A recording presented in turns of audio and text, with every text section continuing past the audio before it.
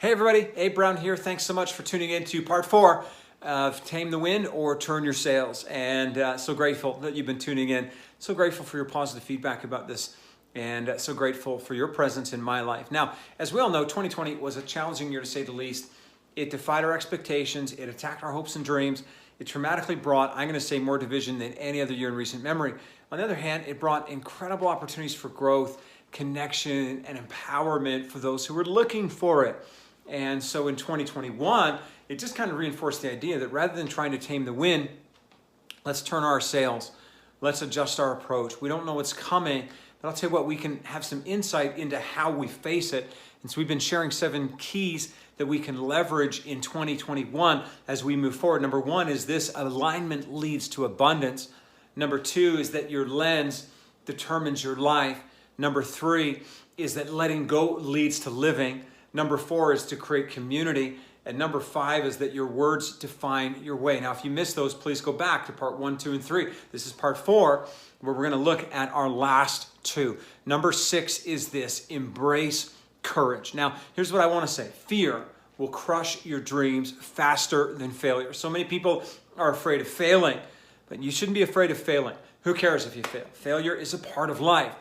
But fear will actually crush your dreams faster than failure. Everything you want is on the other side of fear. And it's so cool to understand that fear is not you, okay? Love is what you were born with. Hope is what you were born with. Courage is what you were born with. Faith is what you were born with. But fear is what we learned here by our experiences, by the way people treat us, by the way they talk to us, by the way life treats us, right? And if you learned fear, the good news is you can unlearn fear, right? In other words, you can lean into bravery. You can lean into courage. You can unlearn fear by using 3 simple things that I've done. Number 1, name it. When I'm afraid of something, maybe it's afraid of heights. Maybe I'm afraid of losing money. Maybe I'm afraid of getting stabbed in the back. The first thing I need to do is I need to name it.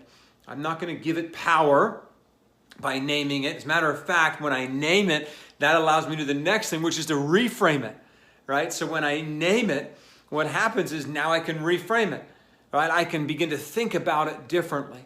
And number 3, I can tame it. Let me tell you about how this works in my own life. You know, in 2020, I formed a new business partnership, and what an incredible business partnership it is and has been. I was afraid to do that, right? I was afraid because I had been burned in the past. I know some of you watching this, you've been burned too. But rather than, staying trapped in my fear, letting this opportunity pass me by, the first thing is that I named it. I spoke it out. I'm afraid that this person is going to stab me in the back. I'm afraid that after investing resources in this relationship, that this person is going to walk away. But when I named it, what I actually then was able to do was to reframe it. I reframed it to myself as an opportunity to learn trust again. And frankly, to learn more intelligent business partnerships, okay?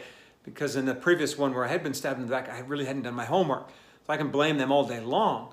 But in truth, I needed to do my homework as well, which I didn't do. So not only did I name it, I reframed it. And then it's amazing. That allowed me to tame it, so that I could step into something, in a new partnership, and that new partnership has gone extremely well. And so can I encourage you in 2021 to be brave, to have courage, to be that person, because that is who you are. Number 7, and with this we're going to conclude this little series on not so much taming the wind, but turning our sails. Number 7 is this: dream and do. Let me say this. In 1870, average life expectancy in the United States was 39 years. 39 years. In Canada, it wasn't much better at 42 years. Today, average life expectancy in the United States is almost 80, like 79.8 years, and in Canada, it's 82. In both countries, this is basically a difference of 40 years, 480 months, 14,600 days, 350,000 hours, 21 million minutes, and 1.26 billion seconds. My question is for you, what are you doing with that extra 40 years? I mean, you lucked out. You're born 150 years later, right? Had you been born 150 years ago, your life expectancy would be half what it is now. So what are you going to do with that extra 40 years? I mean, what is your job on the planet? What needs to be done that you have the skills, the ability, and the passion to do it that probably won't happen unless you take responsibility for it. You see, people flourish when they have a sense of purpose. They fade when they don't. If you're rich or poor, it doesn't matter. If you're educated or uneducated, it doesn't matter. If you're young or old, it doesn't matter. Your ethnicity doesn't matter. Male, female, doesn't matter. Personality type doesn't matter. We all desperately need a sense of purpose. As human beings, we're wired this way. Benjamin Franklin said it like this: most people die at 25, but get buried at 75. The death happens when we live without a purpose.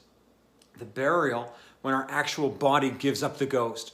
I'll tell you what, folks, if we don't discover our why, we will quickly say goodbye. Now, this need for a personal life mission, I'll tell you what, it's well known. Dr. Viktor Frankl, psychologist, in his book, Man's Search for Meaning, talked about how in a Nazi death camp, his life was made bearable only through this sense of hope and purpose, this sense of a personal life mission. He taught that all kinds of perceived mental and emotional illnesses are in fact indicators or symptoms of a sense of having no purpose, a sense of meaninglessness and emptiness just below the surface of a person's life. Nietzsche said this: he who has a why to live for can bear with almost any how. We often think that our problem is too many problems, when actually our real problem may be simply lacking an overall sense of purpose. I'll tell you what, Viktor Frankl also said this: what man actually needs is not a tensionless state, but rather striving and struggling for a worthwhile goal, a freely chosen task. Most people want purpose way more than they want money. Now, we need both, but purpose is important.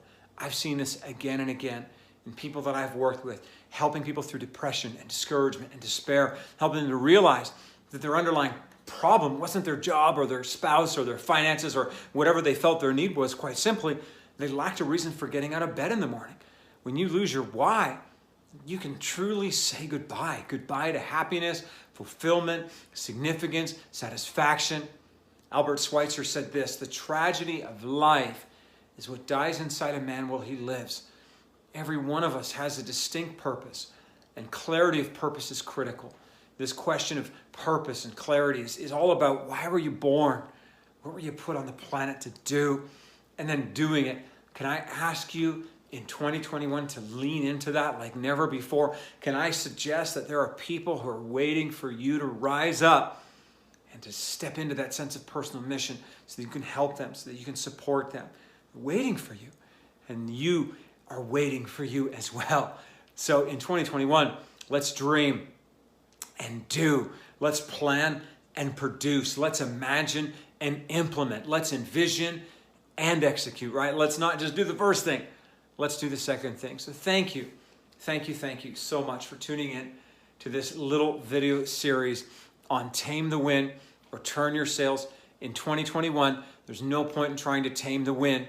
Simply turn your sails and adjust your approach. We don't know what's coming, but we can be intelligent and strategic about how we face it. Number one, alignment leads to abundance. Number two, your lens determines your life. Number three, letting go leads to living. Number four, create community. Number five, your words define your way. Number six, embrace courage. And number seven, dream and do. Please take a moment to comment below, and please share this video. And don't forget to follow me on Instagram at Coach Abe and on Facebook at Abe Brown, author, speaker, coach. Happy New Year. Let's go out there and crush 2021 together. Thank you.